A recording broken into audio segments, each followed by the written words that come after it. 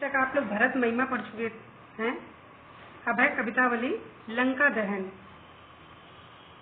बाल्धी विशाल विकराल ज्वाल जाल मानो, लंका लीलबो को काल रसना पसारी है। खींधो व्योम बीथिका भरे हैं भूरि धूमि केतु, वीर रस वीर तरवार सी उखारी है। तुलसी सुरेश चाप केंदु दामिनी कलाप, केंदु चली मेरु ते त्रिशानु सरि भारी है। देखे जातु धानी अकुलानी कहें, कानन उजारियो अब नगर प्रजारी है। बाल्धी विशाल, बाल्धी माने होता है पूंछ और विशाल माने विकराल, विकराल पूंछ।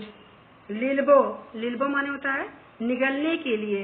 व्योम बीथिका आकाश रूपी मार्ग। धूम केतु उच्छल तारा। तरवारी तलवार। सुरेश चाप इंद्रधनुष। दामिनी कलाप बिजली, दामिनी कलाप माने होता है बिजली का समूह।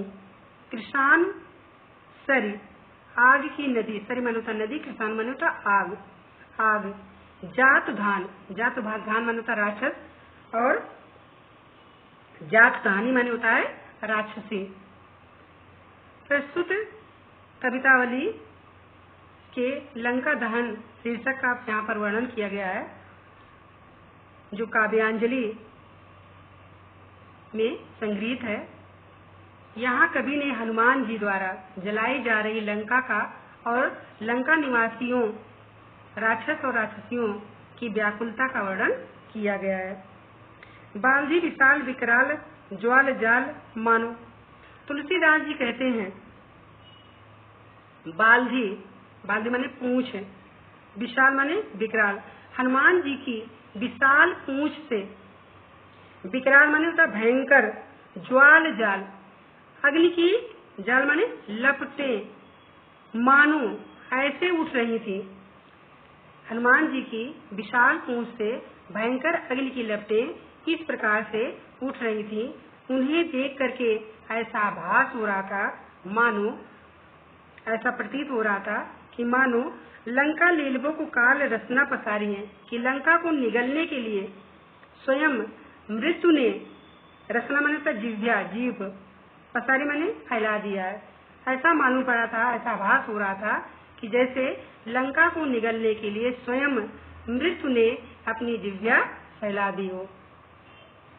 कीधो बेम बीथिका भरे हैं भूरि धूम केतु, अथवा जैसे व्योम बीथिका, व्योम, व्योम माने आकाश और बीथिका माने होता मार्ग।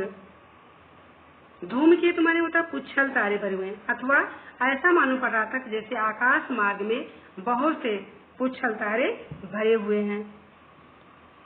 अथवा वीर रस वीर तरवार से उभारी है। अथवा ऐसा मालूम पड़ रहा था कि जैसे किसी वीर पुरुष ने वीर रस से भरकर रक्त रंजित तलवार निकाल लिया हो।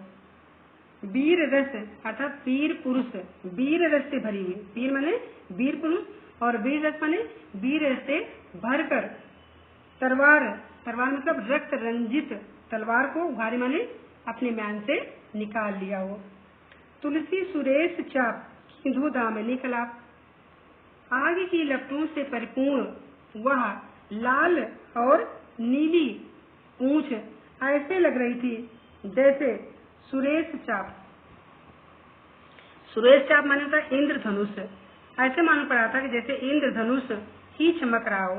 अर्थात हनुमान जी की आग की लपटों से परिपूर्ण वह लाल और नीली पूंछ ऐसे लग रही थी जैसे इंद्रधनुष चमक रहा हो। कीधो दामिनी कलाप, अथवा ऐसा प्रतीत हो रहा था कि जैसे बिजली का समूह हो, अथवा कोई ज्वालामुखी से भयंकर आग की नदी बह रही हो। कीधो चली मेरु से कृषाणु सारी भारी है, कृषाणु सारी आग की नदी। अथवा ऐसा मालूम पड़ रहा था कि जैसे किसी ज्वालामुखी से भयंकर आग की, सरी माने होता कृषाणु सरी, कृषाणु माने आग की, सरी माने नदी। ऐसा मालूम पड़ा था, मेरु माने होता ज्वालामुखी। अथवा मालूम पड़ रहा था कि जैसे किसी ज्वालामुखी से भयंकर आग की नदी बह रही हो। देखे जातु धान जातु धानी।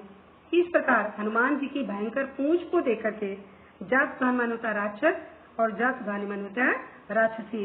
अकुलानी कहे व्याकुल होकर के कह रहे थे, कानन उजारो अब नगर प्रजारी है, कि यह बंदर अभी तक तो इसने अशोक वाटिका को उजाड़ा है, अब ये नगर में भी इसने आग लगा दिया है। नगर प्रजारी है, प्रजारी माने नगर को पूरी तरह से आग से जला रहा है। पूरा अर्थ इसका देखिए, तुलसीदास जी कहते हैं कि हनुमान जी की विशाल पूंछ से भयंकर अग्नि की लपटें उठ रही हैं। उन्हें देखकर ऐसा प्रतीत होता है मानो लंका को निगलने के लिए स्वयं मृत्यु ने अपनी जिह्वा फैला दी हो, अथवा जैसे आकाश मार्ग से बहुत से पुच्छल तारे भरे हुए हैं, अथवा ऐसा प्रतीत हो रहा है जैसे किसी वीर ने वीर रस से भरकर रक्त रंजित तलवार को निकाल ली हो।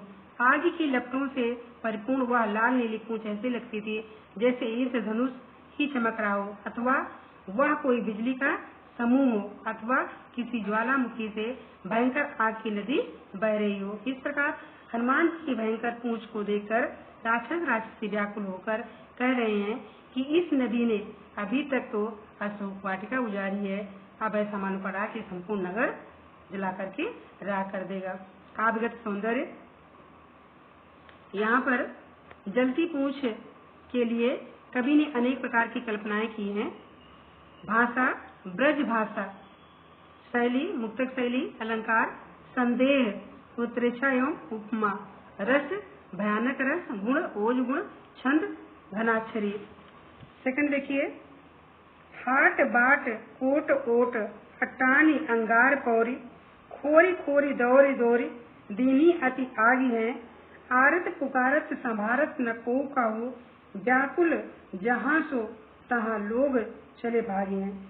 हाट, हाट माने होता है बाजार, बाट, बाट माने होता मार्ग, कोट माने होता किला, खोरी खोरी, खोरी खोरी माने होता गली गली में, आरत, आर्त या दीनहीन दुख भरी आवाज में, पिघलाई माने होता पिघलाकर, पाग पागी चाशनी बनाई है, जात धानी राक्षसियां, निशाचर न लगाई है, अर्थात राक्षस कभी छेड़छाड़ नहीं करेंगे। देखिए जातु, इसमें देखिए हाट बाट कोट ओट, हनुमान जी ने हाट माने बाजार में, बाट माने मार्ग में, कोट माने किले में, कोट अटारी, अगार घर और दरवाजे और गली, खोरी खोरी, खोरी खोरी माने गली गली, दौड़ दौड़, दौड़ दौड़ करके, दीनी अति आग है, दौड़ दौड़ कर भयंकर आग प्रज्वलित कर दिया। हनुमान जी ने बाजार, मार्ग, किले, अटारी, घर, दरवाजे एवं गली गली में दौड़ दौड़ कर भयंकर आग प्रज्वलित कर दी। आरत पुकारत संभारत न को काऊ, आरत माने होता है सभी राक्षस राक्षसियां लंका के पीड़ित होकर के सब दुख भरी आवाज से एक दूसरे को सहायता के लिए पुकारते हैं, किंतु संभारत न को काऊ, कोई भी किसी को संभाल नहीं पा रहा है। व्याकुल जहाँ सो तहाँ लोग चले भागी हैं, अर्थात अपनी जान बचा करके व्याकुल होकर के इधर उधर भाग रहे हैं।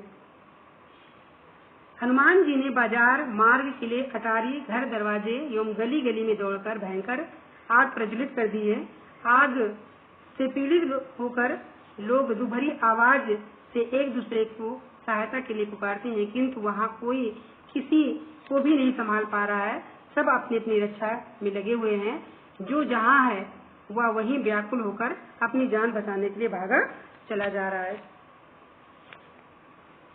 बालजी फिरावे बार बार झहरावे झरे, बूंदिया सी लंक पिघलाई पागी पागी है, तुलसी विलोक अकुलानी जात धानी कहें, चित्रहूँ के काफी सो निशाचर न लगाई हूँ। हनुमान जी बार बार, पालजी माने पूंछ, फिरा रहे हैं या फेर रहे हैं, घुमा रहे हैं, बार बार झाड़ावे झरे, और फिर वो घुमाकर झाड़ते हैं। हनुमान जी बार बार अपनी पूंछ को घुमाकर झाड़ते हैं, जिससे बूंदिया सी लंक पिघलाई पाग पाग है, जिससे चिंगारियां बूंदी के समान झड़ रही है। जिस प्रकार से बूंदी कढ़ाई में डाल दिया जाता है और वो पकने लगती है, उसी प्रकार से उनकी पूंछ से निकली हुई आग जो है वो चिंगारी जो है वो बूंदी के समान झड़ रही है। तुलसी बिलोक अकुलानी जात धानिक हैं। तुलसीदास जी कह रहे हैं कि व्याकुल होकर के लंका की ऐसी दशा को देख करके जात धानी में राक्षसियां व्याकुल होकर के आपस में कह रही हैं कि अब चित्रों के काफी सोनिशाचर न लगे, अब कोई भूल करके भी लंका में कोई भी राक्षस बंदर का चित्र नहीं लगाएगा और न ही उसके साथ छेड़छाड़ करेगा। बालदी फिर यहाँ से फिर देखिए, हनुमान जी बार बार अपनी पूंछ को घुमाकर झाड़ते हैं, जिससे चिंगारियां बूंदी के समान झड़ रही हैं, मानो वह लंका को पिघलाकर उसकी चाशनी बनाकर उन बूंदियों को उसमें पगाएंगे। तुलसीदास जी कहते हैं कि लंका की ऐसी दशा को देखकर राक्षसियां व्याकुल होकर कहने लगी हैं कि अब लंका में कोई भी राक्षस चित्र के भी बंदर से कभी छेड़छाड़ नहीं करेगा। काव्यगत सौंदर्य देखिए, लंका दहन के समय की व्याकुलता का स्वाभाविक और मानवीय चित्रण यहाँ पर किया गया है। भाषा, ब्रज भाषा, शैली, मुक्तक, अलंकार, पद और स्वर मैत्री के साथ साथ अनुप्रास, पुनरुक्ति अलंकार, उत्प्रेक्षा एवं अति संयोक्त अलंकार बढ़ा चढ़ाकर यहाँ वर्णन किया गया है, इसलिए अति संयोक्त अलंकार। रस, भयानक रस,